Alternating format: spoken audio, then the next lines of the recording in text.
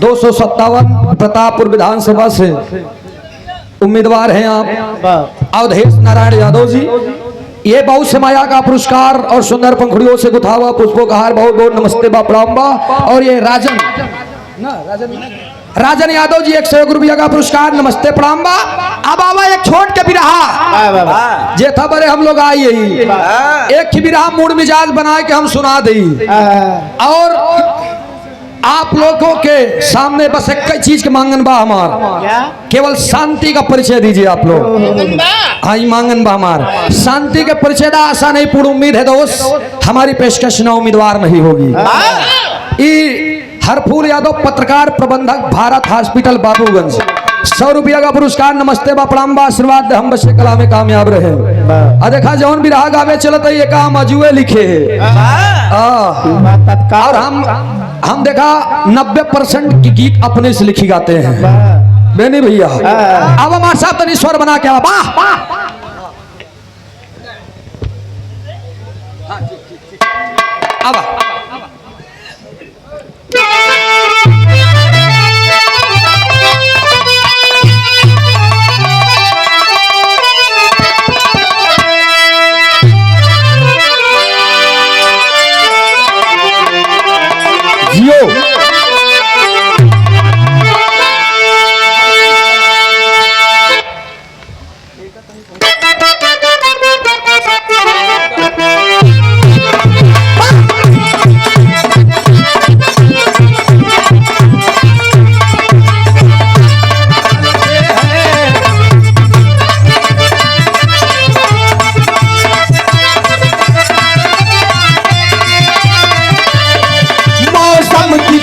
तुम भी बदल तो न जाओगे, मौसम की तरह तुम भी बदल तो न जाओगे।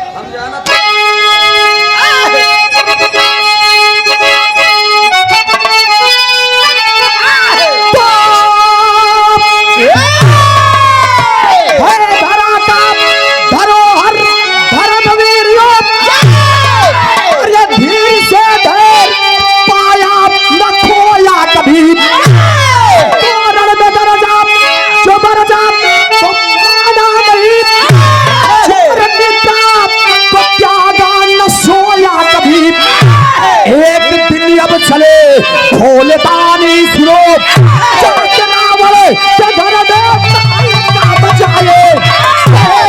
रावण तुम आगे का क्या, आज खुश होकर शिव शंकर तारे पे आए।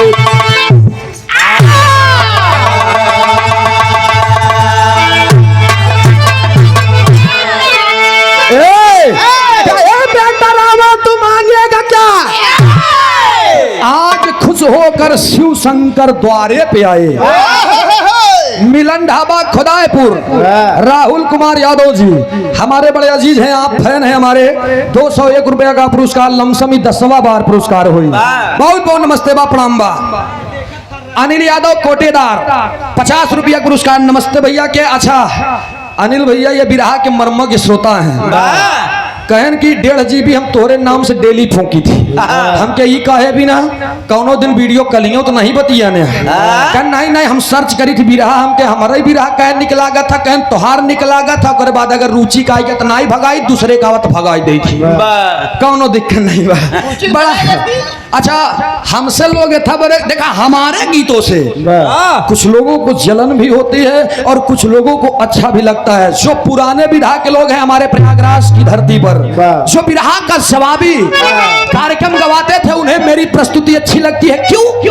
क्योंकि हम जवाबी गाते हैं और हम समझौता नहीं करी तो अपने आप के कितना बड़ा तुर्रम खून हो उसी मतलब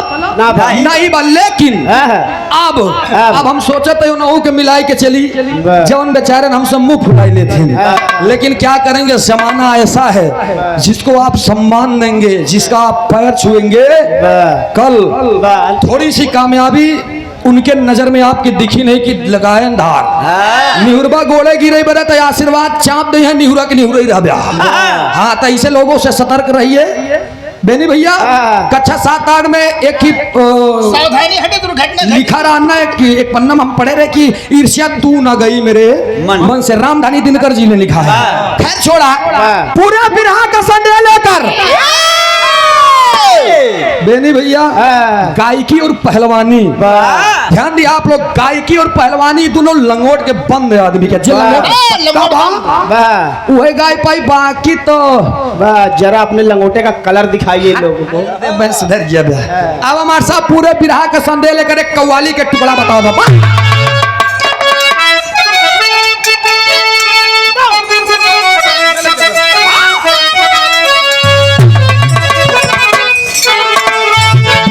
एगो गावे वाली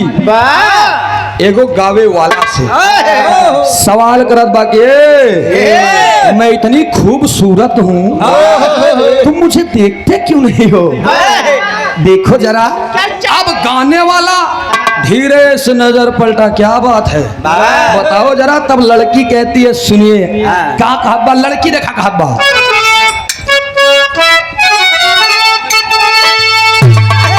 अरे मैं नाचे हूँ, अरे तुम मेरा यही तराम करो। अब लड़का कह रहा है तुम नाचे हुस्न तो हमसे क्या मतलब है? तुम अपने आप में विश्व के परी हो तो हम भी इंद्र के परा हैं। आप क्या? लड़का कह रहा है मेरे अंगने में तुम्हारा क्या काम है? अरे वाह, तू अंदर से आधा मनई है आधा ऊ ए भैया। लेकिन लड़कवा फिर देखे और आधा तनी से करेगा गवा, बताओ तो।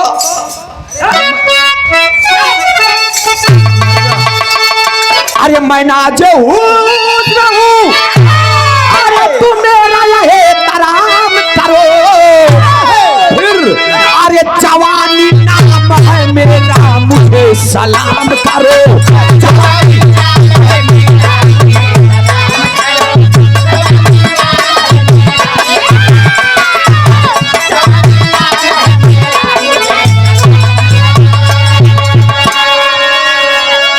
लड़का का रुको बताता हूँ। हल्का से हूँ कह के कह सुनो, तुम्हें मैं मानता हूँ, कह रही हो कि मैं नाजे हुस्न हूँ, तुम मेरा एहतराम करो। जवानी नाम है मेरा, मुझे सलाम करो। मैं तुझे सलाम भी करूंगा, प्रणाम भी करूंगा, आदाब भी करूंगा, नमस्कार भी करूंगा। लेकिन वो मोहतरमा मेरी भी एक बात मानेंगी? लड़की कहा क्या? तब लड़का कहा मेरी एक शर्त है। लड़का पलट के जवाब दे बका,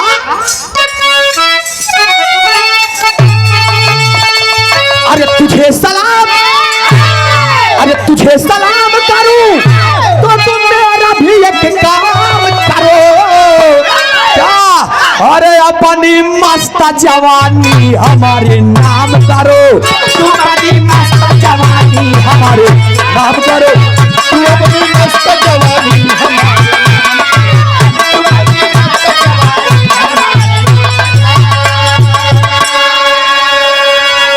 मनोरंजन के पल रहे तनी भाव पे आवा। एक बार तिलों पिता दस्कंधर, रावण अपने महल में बैठा हुआ है लंका में। अब रावण बैठा है तब शिव शंकर जी मूड मिजाज बनाते हैं। होत का बात कहना पड़ा।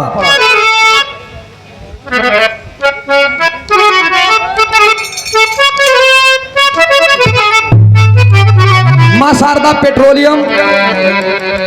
एचपी पेट्रोल टंकी, पता 700 बाईपास, थानापुर डीलर जय सिंह यादव, निवास पूरे गोपाली, फूलपुर, प्रयागराज, 101 रुपया का पुरस्कार। नमस्ते प्रणाम आशीर्वाद की चाबा। कहना पड़ा कैसे?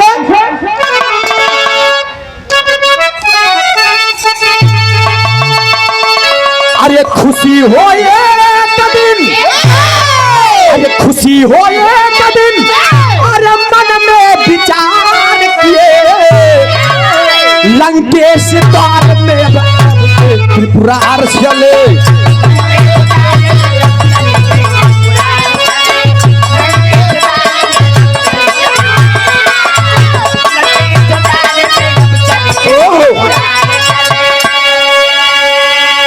भगवान श्री शिव शंकर जी बाघंबर उठाए, त्रिशूल उठाए, त्रिनेत्र लेकर के चल दिए। ध्यान दिया आप लोग कनी कहानी पे, कहे कि गवैया के चाहिए कि हर कलाकार जो गा दिए हैं ओकर बात अलग बा, तनी बीच से हट के जौन बची उची रहा है छुपी रहा ओका करो करो ले आवे निकारे बाहे ले भैया। अब शिव शंकर जी पहुंच गया लंका में। रावण देखा कि ओहो मनावे से जेना खुशी होए, आज अपने भक्त के हाल खबर ले आई गए खुद भगवान श्री शिव शंकर जी। आयन बढ़िया से स्थान लगा दिया, मंदोदरी आई और सम्मान की, खूब बढ़िया जल जलपान भवा। और जब जल जलपान भवा तब दस्कंधर से शिव शंकर जी एक बात बोल दी। कौन बात बोला? नज्म के भाव में कहना पड़ा।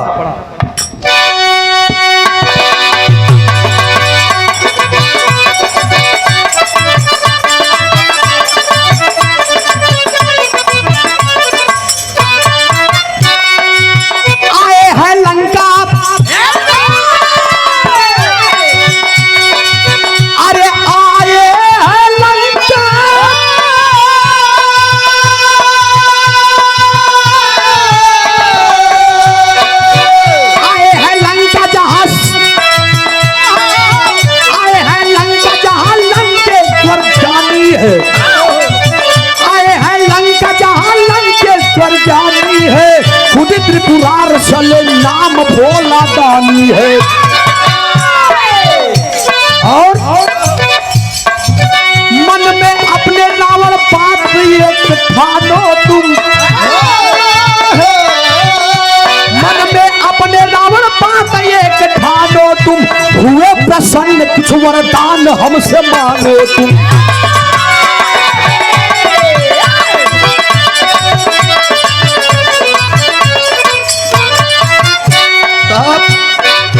बात ही बात पर बातों से बात व्यवहार करे, बात ही बात से बातों से बात व्यवहार करे, कहे वागन तुझे मान सुनाचार करे। लेकिन सुनकर बात त्रिपुरारी सोचे मनवा में, सुनकर बात त्रिपुरारी सोचे मनवा में, सुनकर बात त्रिपुरारी सोचे मनवा में, सुनकर बात त्रिपुरारी सोचे मनवा में, बड़ा चला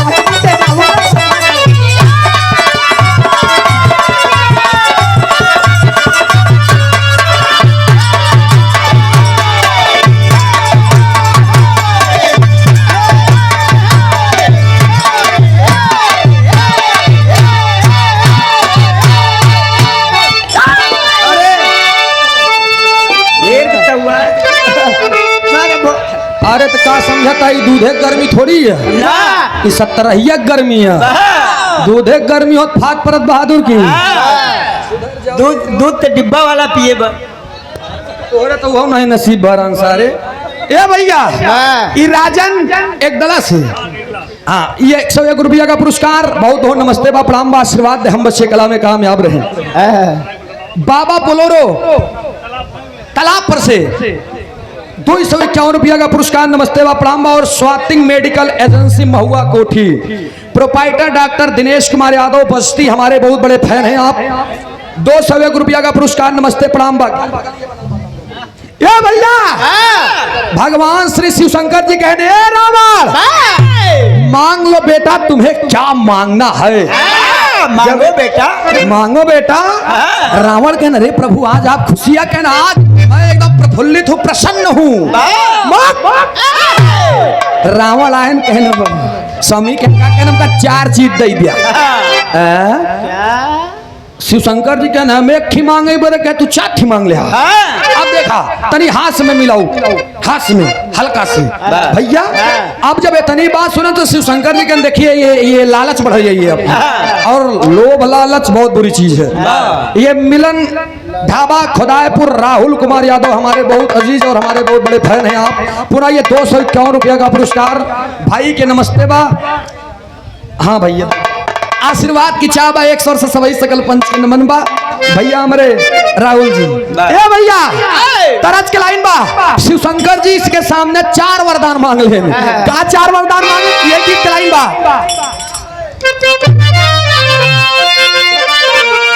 देखा ये गाना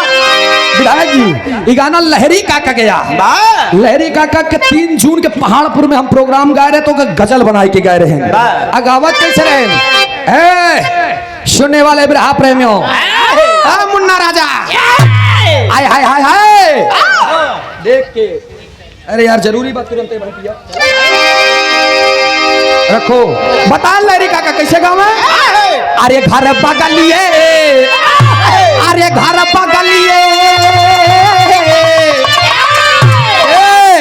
अरे घर बगलिए।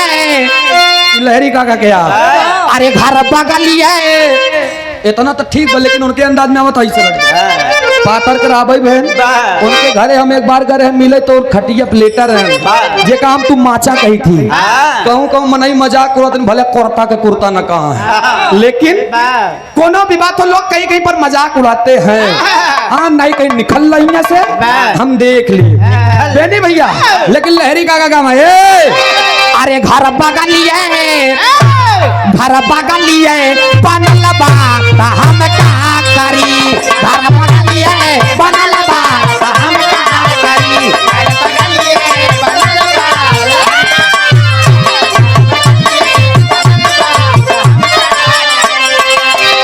घर बगलिए बनल बा हम का करी।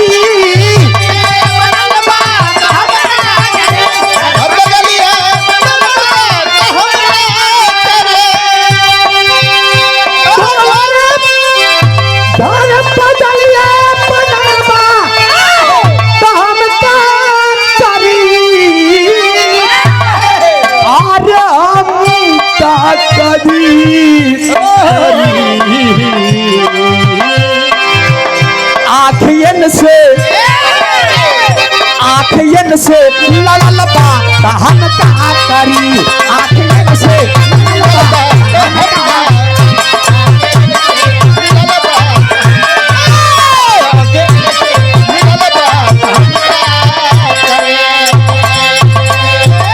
लेकिन शिव शंकर जी कहाँ है? रावण से कहा कहाँ है? अरे लोभ लालच बेटवा रावण, लोभ लालच बढ़ल बात हम का करी। लोभ लालच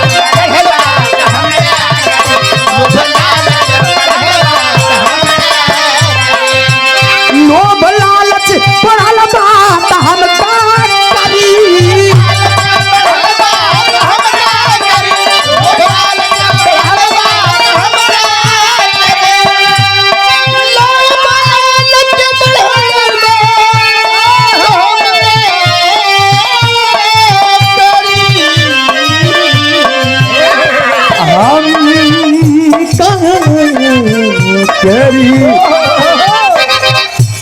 हम सिर पे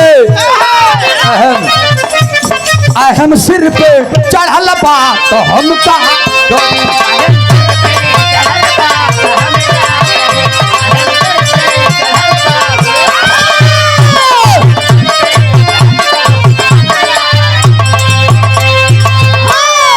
इंजीनियर हरभजन सिंह जिनके माता जी के त्रयोदश संस्कार रहे हम भंडारे में हम सब एकत्रित हुए हैं। 500 रुपया का पुरस्कार देकर हौसला अफजाई किए हैं। बहुत बहुत नमन बा प्रणाम बा आशीर्वाद दे हम बसे कला में कामयाब रहे,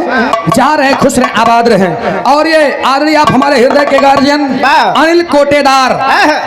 इस भाव पर प्रसन्न होकर 101 रुपया का पुरस्कार आपके श्री चरणों में कोट को नमन व प्रणाम व आशीर्वाद दें। हम मुझसे कला में कामयाब रहे, दिन दुगना रात चौगुनी तरक्की करते रहे। आओ।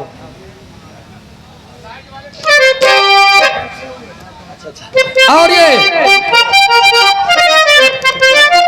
ओहो बड़ा ही शानदार पुरस्कार, ये पुरस्कार नहीं आशीर्वाद है। हमारे हृदय के गार्जियन आप विरहा के बहुत बड़े मर्मज्ञ श्रोता हैं आप, और यहाँ से लेकर जहाँ तक विरहा जगत है वहाँ तक नाम है, और राजनीतिक दल में भी आपका एक अलग पहचान है। हमारे हृदय के गार्जियन बड़े भैया सम्मानित श्री आप 257 प्रतापपुर विधानसभा से इस बार ऐलान संघ में ऐलान करके समर भूमि में उतर चुके हैं, और रण क्षेत्र के संघ में पब्लिक आपके साथ है, और विजय का तिलक भी लगे। हम लोग फिर से पुनः हर्षित हों। बाबू से माया का पुरस्कार भैया के नमस्ते बा प्रणाम बा। एक लाइन हम तनी भैया बरे कहा तनी हम और भैया बरे कहा, अरे प्रतापपुर से बनी है ये भैया, प्रतापपुर से बनी है अवधेश जी विधायक, प्रतापपुर से बनी है।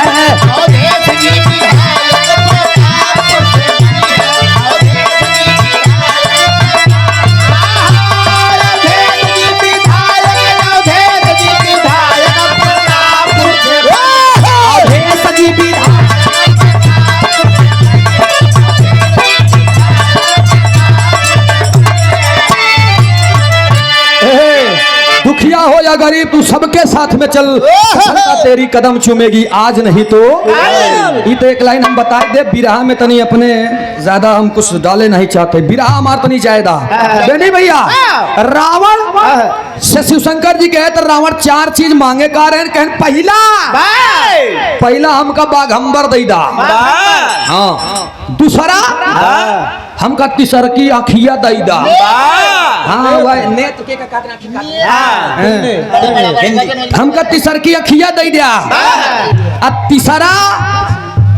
हमका त्रिशूल दे दा, और चौथा हमका डमरू दे दिया। देखा 4 वरदान मांगे, तब भगवान श्री शिवशंकर जी कहे हम कहे एक ही रहे, तू मांगे 4 थी, चारों बेटवा 2 थी तोहरे लाए नहीं बा। कौन कौन नहीं बा? पहली नंबर तीसरी नेत्र तू का कर ब्या, दूसरी बात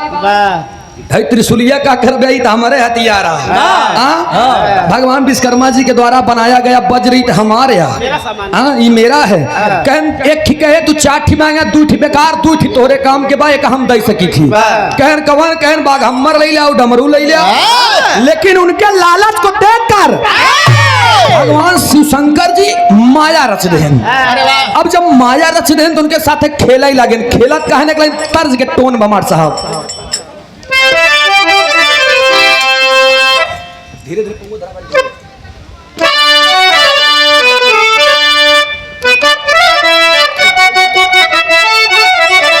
यह गीत कराइबा, ये हमारा बुजुर्गन वाली गीत या बेनी भैया पुरखन के थाती आई सोधी माटी के गीत या। अरे धीरे धीरे पौआ, अरे धीरे धीरे रे, धीरे धीरे पौआ धारा तारी धनिया, जोड़े घूमना बाजैना, धीरे धीरे पौआ धारा तारी धनिया, जोड़े घूमना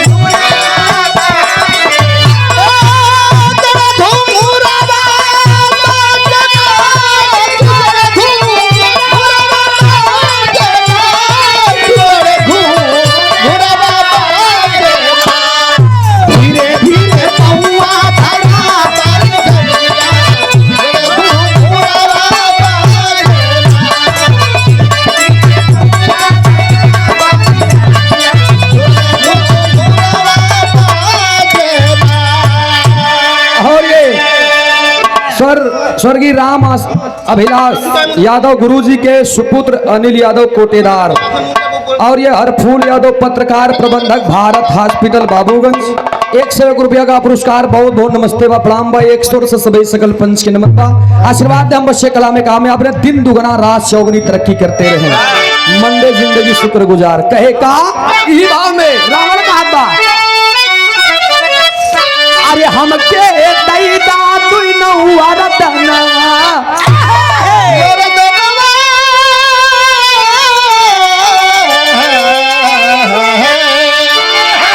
अरे हमके दैदा तुई नहुआ रतनवा हमारे भवनवा के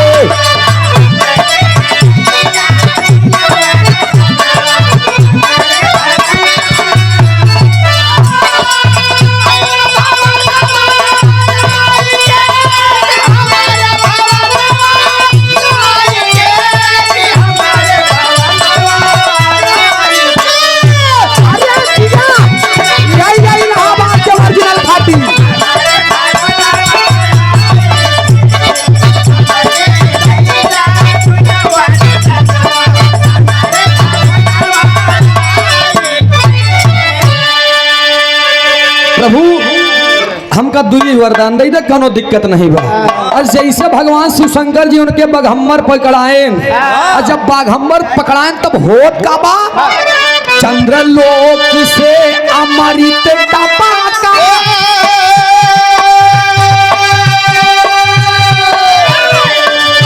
चंद्रलोक से अमृत टपका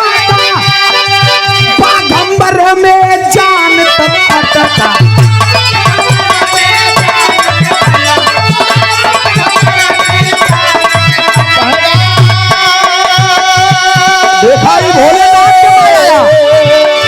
भोले बाबा के माया आया भगवान शिव शंकर जी बाघम्बर दे दें जब बाघम्बर पकड़े रावण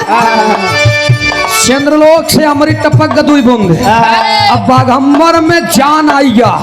तू जिंदा हो गई बाघ और जब पूछ लहराए लाग तो रावण कहने रे हम छुआ ये भूत अब ना ले बागंबर कहन हम ना ले बाघम्बर आदि आप सम्मानित श्री राम मूर्ति यादव जी आपके तरफ से जिनके द्वार पे ये कार्यक्रम हो रहा है बहुत से माया का पुरस्कार सुंदर सुंदर पंखुड़ियों से गुथा हुआ पुष्पों का हार चरण वंदन आशीर्वाद की चाह ए भैया जब बाघ के पूंछ हिलई लाग रावण जैसे गन बाघम्बर पकड़े तो कहने तनी कौर देखें तो पुट्ठा हिलावई लाग और रावण कहने और आगे का कानों हिला दे रावण कहने रे बाप रे जैसे रावण कहन हो सका था तब तक बाघ जब बाघ बड़का ना तुरंत रावण कह दे ये तो जिंदा है रावण अपन जान बचा के भागे भाग गई लागे बचावई बाते जना भाग गई लागे बचावई बाते जनावा हमारे भानावा के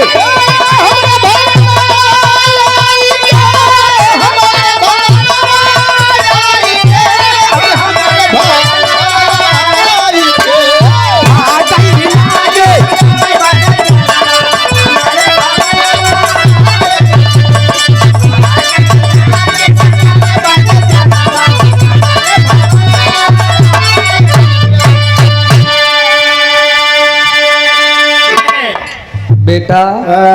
घर पे अगर रियाज नहीं करोगे सीधा दंगल में जाओगे तो मारे जाओगे बहुत बेहतरीन बजा रहे हो अच्छी बात है अब भाई कितना दिन के आइए है तो वाद किए जानत है छठवासा लगा है ना भाई ये 101 रुपया का पुरस्कार हमरे राजन यादव एक दला की धरती से सुंदर पंखुड़ियों से उठा हुआ पुष्पों का हार बड़े अजीज हैं आप और विरह का एक एक अर्थ समझते हैं आप बहुत बहुत नमन व प्रणाम व आशीर्वाद की चाबा हम सोचे कि आज मिजाज बनाए है तो तनी लहान दी अल्लाह थई देखा ला था बेनी भैया बाघम्बर से बाघम्बर में जान आई गया तो बघवा जीगा और जब बघवा जीगा तो रावण के लगे पास दौड़ाई ले जब रावण के दौड़ाई ले तो रावण भागे लागे बचाओ बचाओ बचाओ बचाओ करत भागत है मंदोदरी का ये संज्ञा आवत तो का लुकाई नहीं अपने किनरी में रावण कहे आवत है आवत है अब चुनरी बेचारी खोले बा के मंदोदरी रावण आए कौन छुपी है जब उमत छुपी गए तो बाघ चलागा मंदोदरी के रुका रहा तनी महाराज तू करे रावत हम बोलब तो सुनी का ए भैया अब बाघंबर में जाना बाघ चला गया लेकिन रावण आए के मंदोदरी के पल्लू में चिप गए चुनरी में उनकी बाघ चला गया हुआ से लौट के शंकर जी ले कहन देवो भैया वरदान तो इतना खतरनाक दे दिया बतावा हम बाघंबर मांगे तो हमका जिंदा कह दिया या दौड़ाई ले मेहरारू न होते आज चला जाए चबाई जाते नमका जब इतनी बात कहन ना तब शिव शंकर जी एक बात कहन का टेरी के भाव में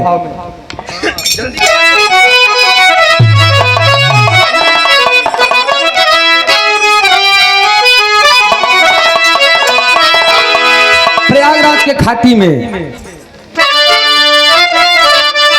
एक पत्ती और बढ़ोगा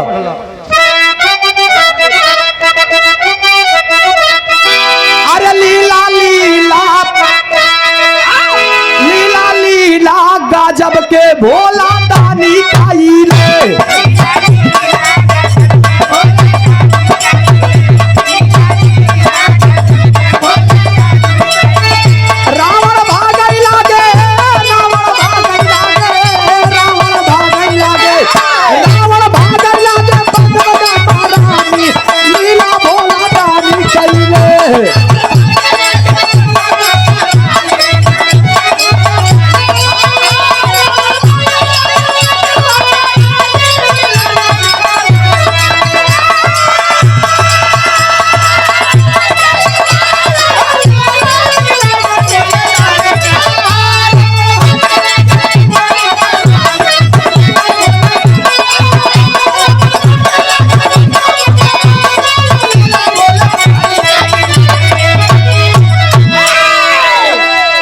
रावण भागई लागी जान बचाइन महारानी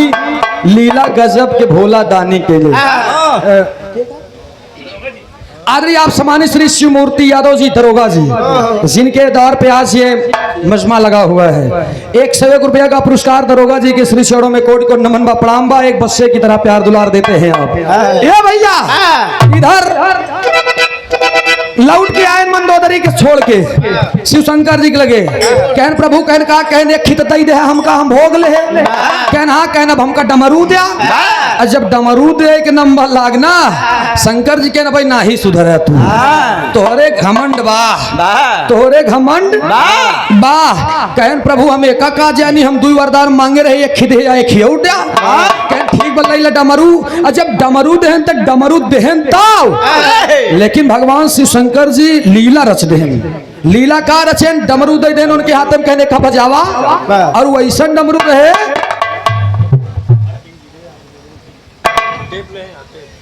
और ये आदरणीय आप सम्मानित श्री इंजीनियर हरबीरेंद्र सिंह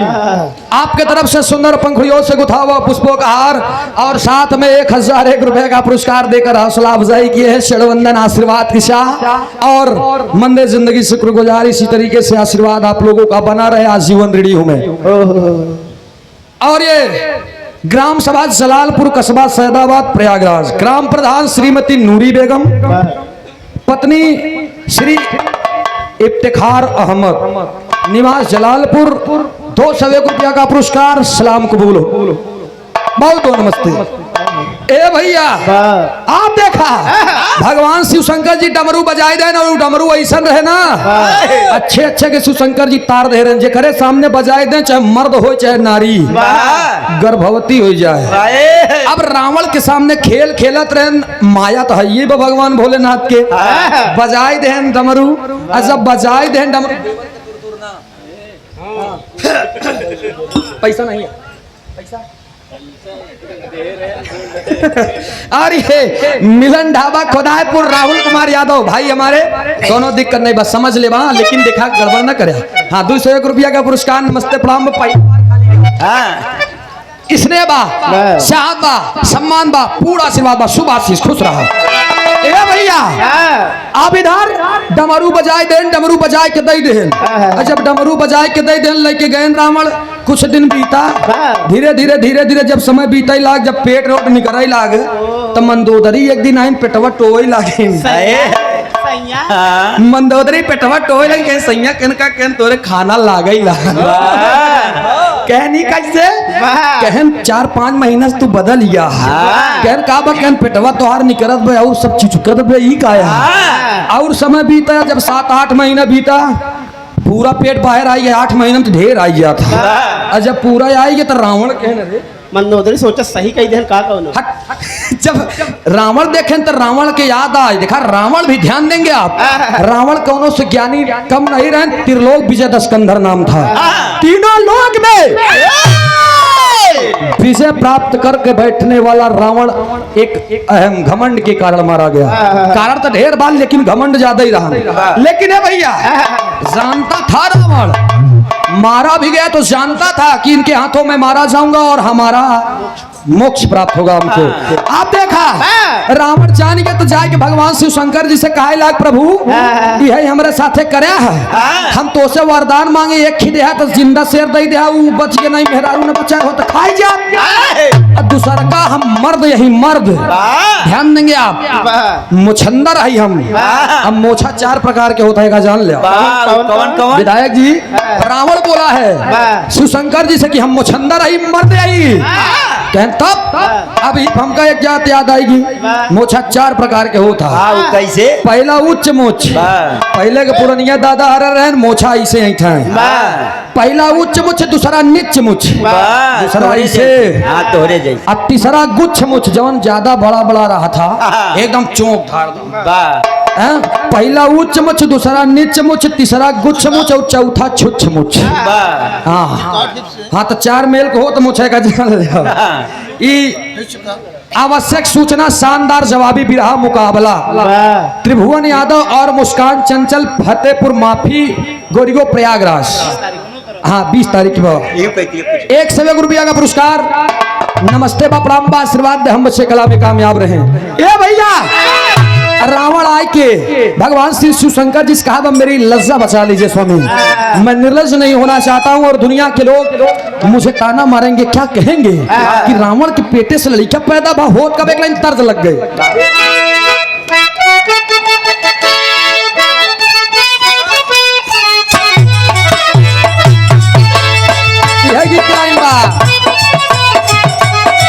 अरे देवर का दूरा दूरा ना,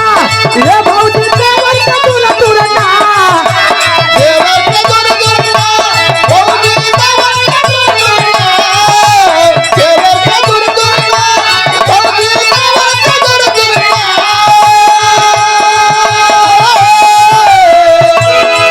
अरे देवर का दूरा दूरा ना, ये भौजी देवर का दूरा दूरा ना, भौजी भतरा के रे खियावे, अरे देवर का दूरा दूरा ना, भौजी भतरा के हो खियावे, तेरे देवर के दूर दूर ना, भौजी भतरा के हो खियावे, तेरे देवर के दूर दूर ना, देवर के दूर दूर ना, भौजी देवर के दूर दूर ना, देवर के दूर दूर ना, भौजी देवर के दूर दूर ना, भौजी भतरा के खियावे, तेरे देवर के दूर दूर दूर, भौजी भतरा के खियावे,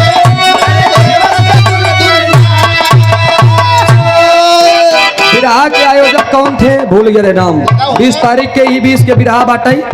आप लोग जाए के सुन लिया। आवश्यक सूचना, शानदार जवाबी बिरहा बाटे, त्रिभुवन भैया अटेन और मुस्कान चंचल हैं, फतेहपुर माफी, गोरियो प्रयागराज। आयोजक पप्पू विश्वकर्मा, फतेहपुर माफी। गलती हुई तो माफी उदय किया है, बहुत बहुत नमस्ते बा। 101 रुपया का पुरस्कार। और माँ शारदा पेट्रोलियम, एसपी पेट्रोल टंकी, पता 700 बाईपास, थानापुर, डीलर जय सिंह यादव, निवास पूरे गोपाली, फूलपुर, प्रयागराज। 100 रुपया का पुरस्कार, बहुत बहुत नमस्ते। 100 से सभी सकल पंच के नमन बा। लेकिन देखा एक बात, जब रावण बोला कि प्रभु मेरी अगर बदनामी होगी तो आप हमारे गुरु हैं, आपका मैं भक्त हूँ, शिष्य हूँ, आपको बदनामी हुई जाएगी, तब कहन हम कुछ नहीं जानी थी लड़का अब बहन के बहन मिटावे चाहते वही जगह है पेट फाड़े लागेन के शिव शंकर जी के सामने रावण होत का बा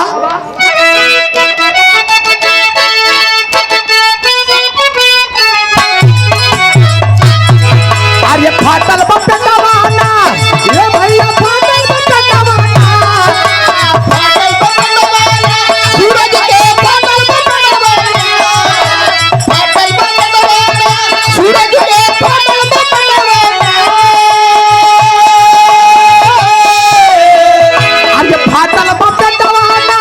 ये भैया फाटल बपटवाना फूलल रावण के उदर के गेटवा भैया फाटल बपटवाना फूलल रावण के उदर के गेटवा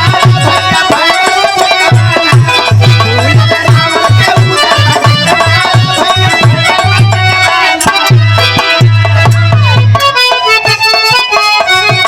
रावण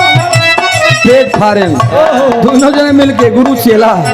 ऑपरेशन करता लड़का पैदा भा कौन लड़का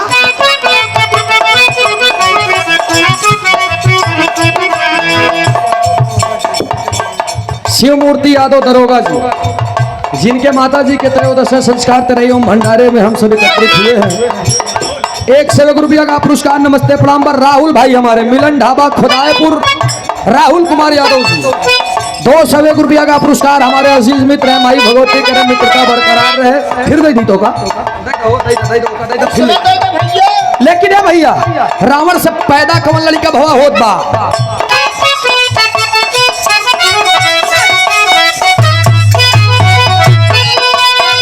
बहुत मुसीबत में पैदा भइला लाना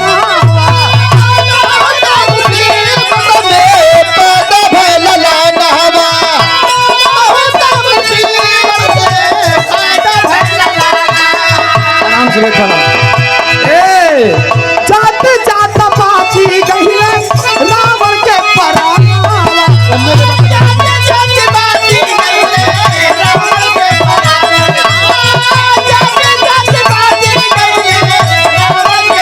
हमके तो सबके देखे के बता करी अरे फाटल बपटवाना ये भैया फाटल बपटवाना फाटल बपटवाना लगे रहो फाटल बपटवाना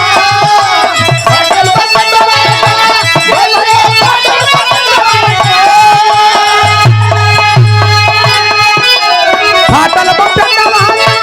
ये भैया फाटल बपटवाना फूलल रावण के उदर के गेटवा ये भैया फाटल बपटवाना फूलल रावण के उदर के गेटवा भैया फाटल बपटवाना फूलल रावण के उदर के गेटवा भैया फाटल बपटवाना और ये बड़ा ही सम्मान अनिल यादव कोटेदार 50 रुपया का पुरस्कार जिनके माध्यम से दोनों कलाकार का आगमन हुआ है बहुत बहुत नमस्ते बा प्रणाम बा अन्नदाता है पूरे गांव के आप और क्षेत्र में अच्छा पहचान है आप जन जन में सम्मान पाने वाले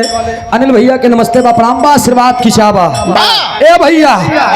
जब वो लड़का पेट फाड़ के निकाले तो वो लड़कवा पर जब जाए लागे शिव शंकर जी तो फिर रावण रोके की बतावा प्रभु कहन कहा कहीं लड़कवा तो पैदा हो जब लेकिन ये लड़कवा जाई कहाँ काल के ससुर सयान हो जाई तो नाम बताई के कहन मायू हमहन के कही बापू हमहन के कही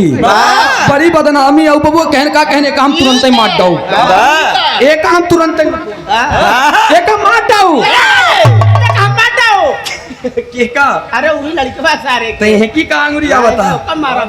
हां तो हर यात्रा तय बा ध्यान दिया ए भैया इधर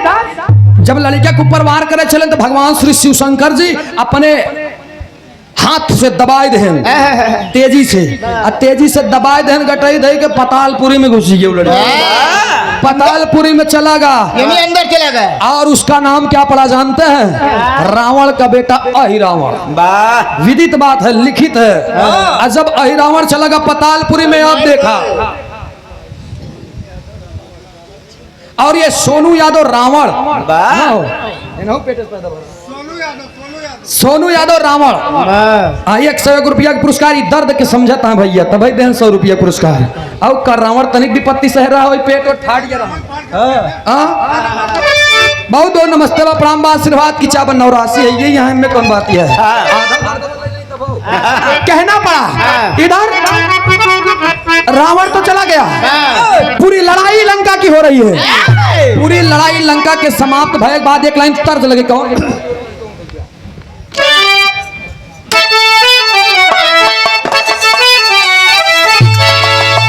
यह गीत के लाइन में विधायक जी दिखाई गीत लग गए हमारे पुरखन वाली अब मजा आई लड़कों की कौन लड़कियन के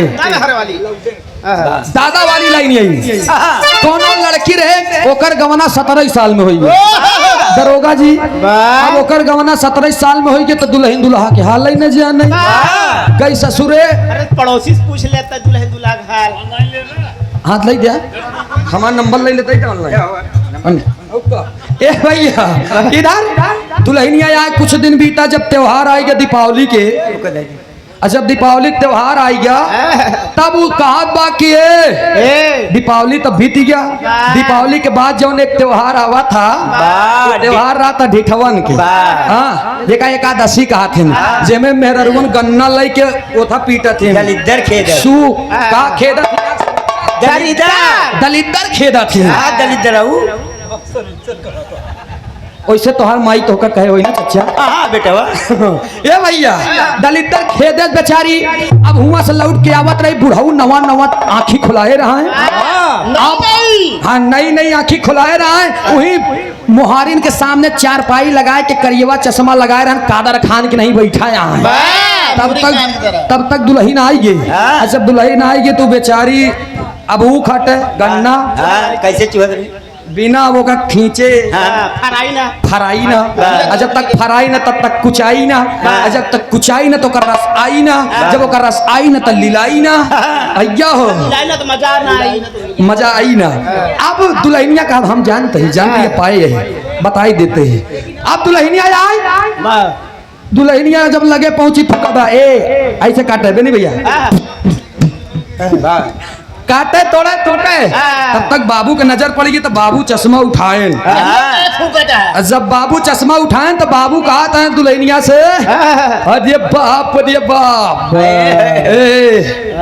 बूची रे तो क्या नहीं कहते दुल्हनिया वो दुल्हनिया का कहते हैं दादा कहाँ पर ता ठठरी उठरी हिला दीबा वो कहता रे बाप तय अकेले हुलत है रे ना ना देवर तोर बुढ़ाऊ मोहाटा कटाई चूचे परी बाटी रे मोर चूसे का मन करत तो हर अंतिम यात्रा बादाम भाग खत्म अरे भैया आप जब इतनी बात कहे तब बुढ़ी दुल्हनिया आए के बाबू का रे बाबू तो कहते खा था का जब इतना कहें तो बुढ़ाऊ चश्मा उतार देन की चश्मा उतार कहना रे बाप अपने जवानी में बिन खोदा ही नारा डाकर रे पगली जब इतनी बात कहें तब एक बात कहें सुना भाई घर हमारे इशारे पे चली हम जैसे कहा थे वैसे का बांटा कैसे बांटे मेरे कहना पड़ा बजावा तू बजावा हमको बोल दे बाबू आवा आवा बजावा बजावा यही ना दे आवा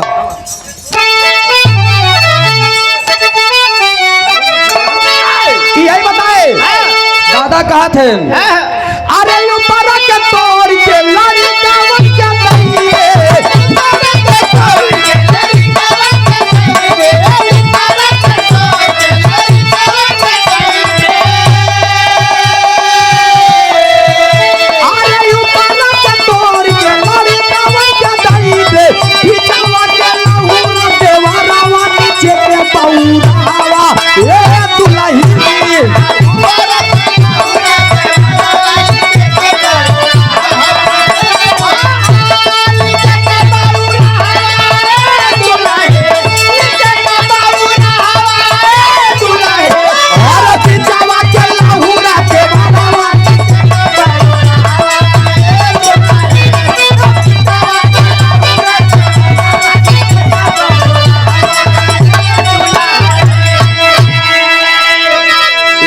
नगर में लड़ाई छिड़ गई लंकेश्वर का पूरा खानदान मारा गया ध्यान दीजिएगा पूरा खानदान मारा गया लड़ाई के दौरान अंतिम में एक बात याद आएगी कौन बात याद आएगी कहना पड़ा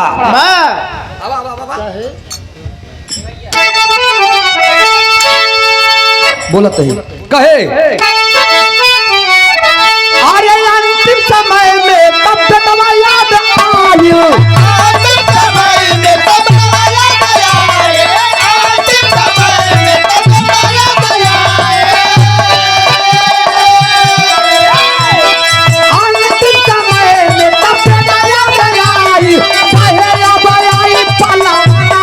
होई खामा खानावा ए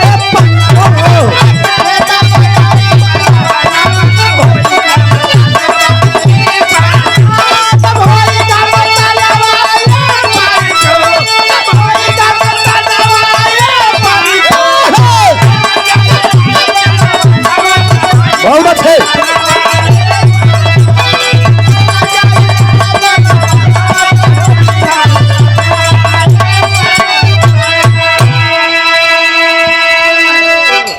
लड़ाई में अंतिम में उन्हें याद आया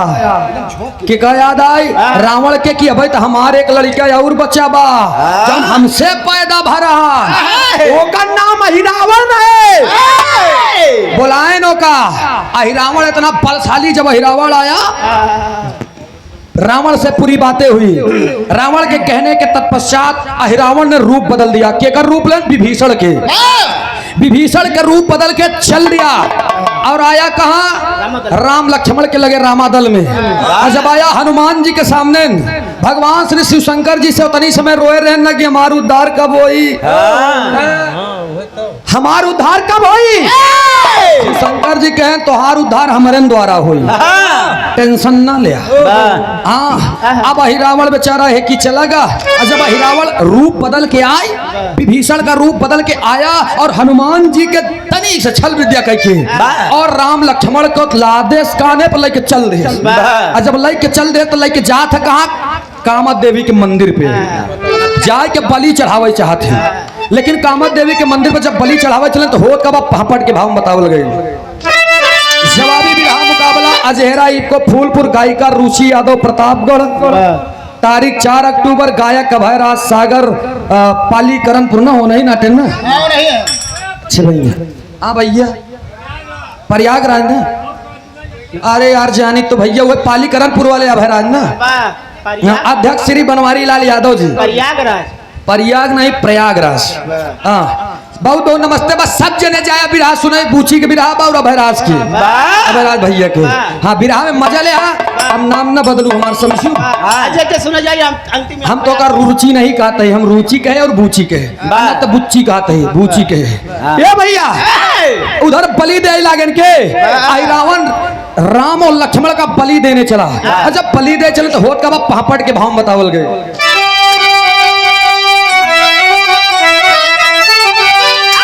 छिड़ गया है सारी जंग भंग कर खुशियों को अरे छिड़ गया है अरे सुनो भारी जंग भंग कर खुशियों को दिल में उठता पानी अपनी भंग कर खुशियों को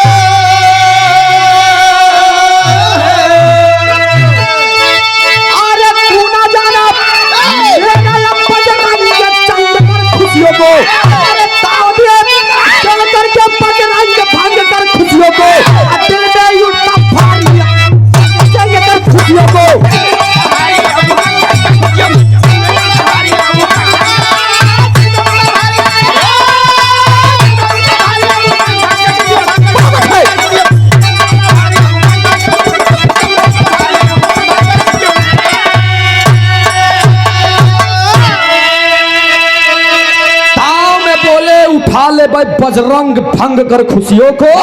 तोड़ देंगे दिल का हर उमंग भंग कर खुशियों को हनुमान जी पता लगाते लगाते आई गए कामत देवी के मंदिर पे आई रावण के जब देखे ने एकदम तैनात हवे ना वह हनुमान जी गदा उठाए जब गदा उठाए तो करत का है ना आल्हा के बारे में कहना पड़ा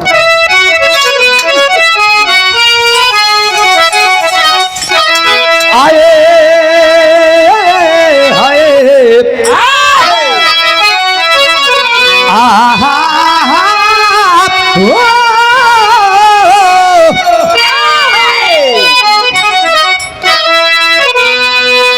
देखे बजरंग तब आई रावण बलवन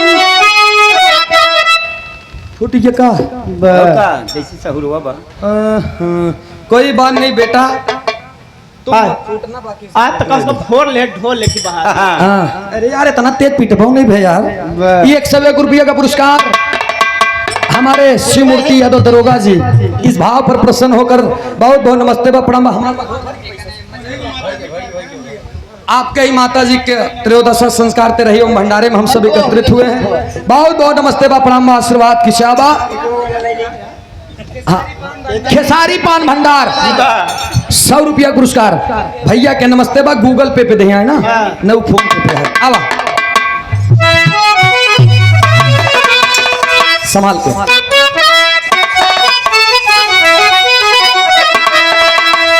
बोले बजरंग तब आई रावण से पानी बाबा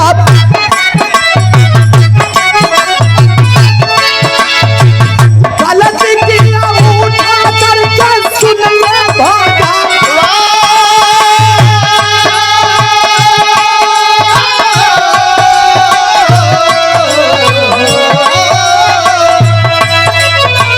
लई के गादा मार कैले फिर बजरंगी पंजों को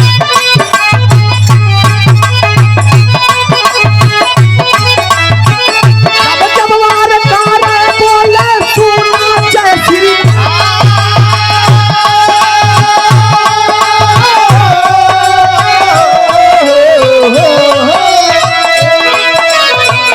अंतिम घड़ी में सोचे आही रावण पिरानवा बाबू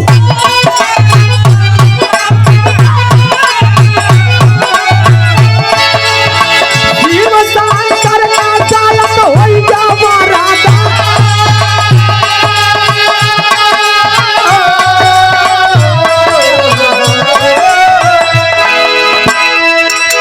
हनुमान जी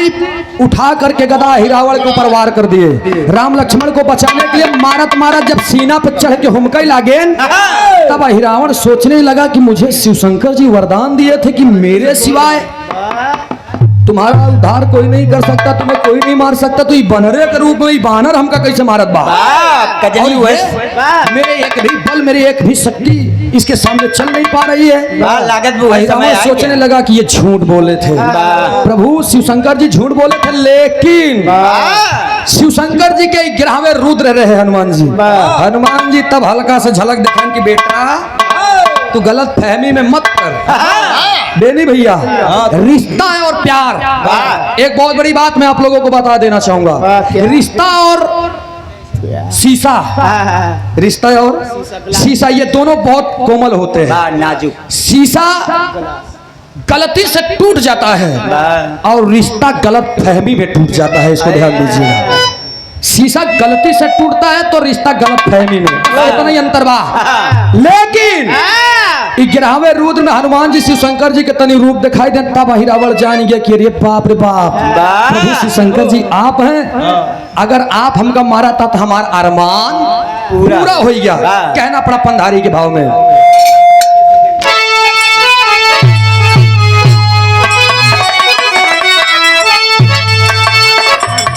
ए भैया शंकर सुमन केसरी नंदन तेज प्रताप महाजगबंदन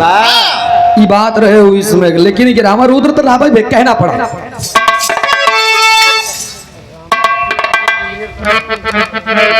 राम मूर्ति यादव इंजीनियर साहब जिनके माता जी के त्रयोदश संस्कार पे रही भंडारे में हम सब एकत्रित हुए अच्छा कार्यक्रम रहा 101 रुपया का पुरस्कार बहुत ही भव्य सम्मान मिला शिव वंदन है कहना पड़ा ठीक ठीक आवा कहना पड़ा ओ आला ओ खड़ी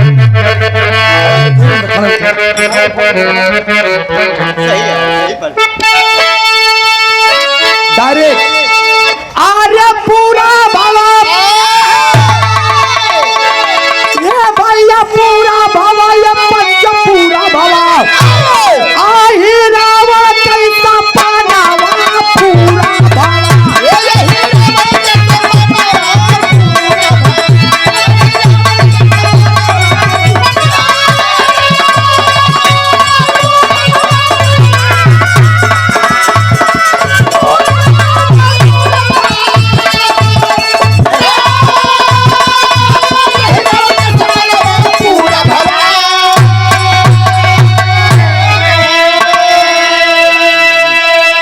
भैया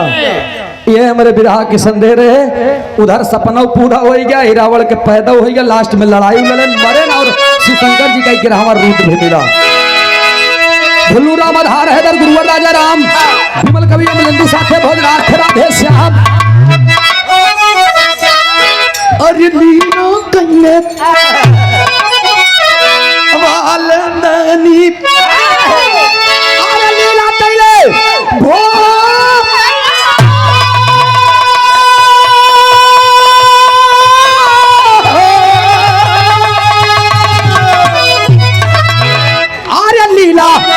कैले भोले दानी ग्वाल वंशी सूरत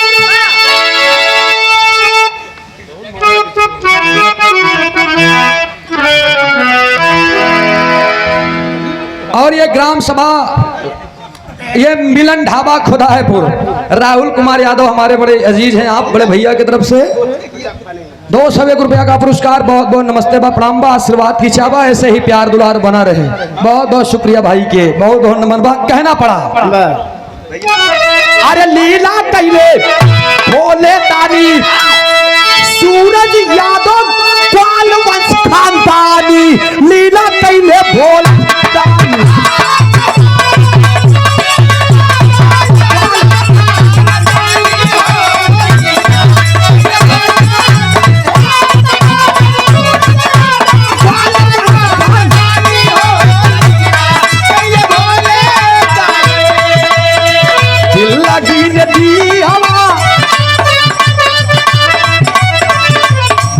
एक पत्ती बड़ा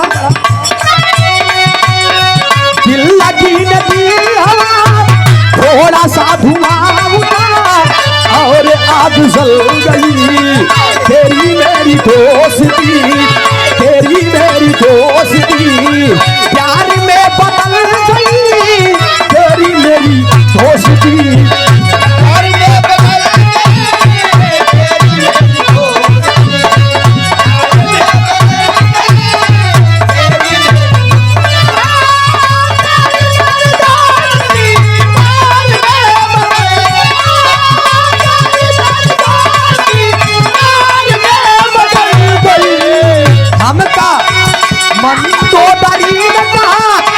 स्वामी हमने है सुना ऐसा हो जाता है रावण के गरा जाने से रावण के गरा जाने से गर्भा गिर जाता है रावण के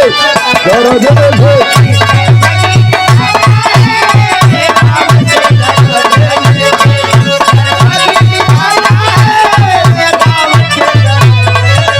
₹100 का पुरस्कार गंगू मामा जी नारायणदास पुरवा की धरती से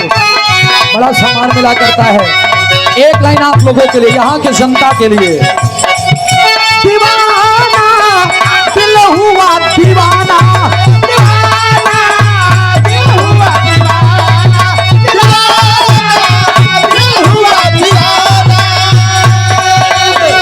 जब झूम के नजरों से झूम के छाने लगा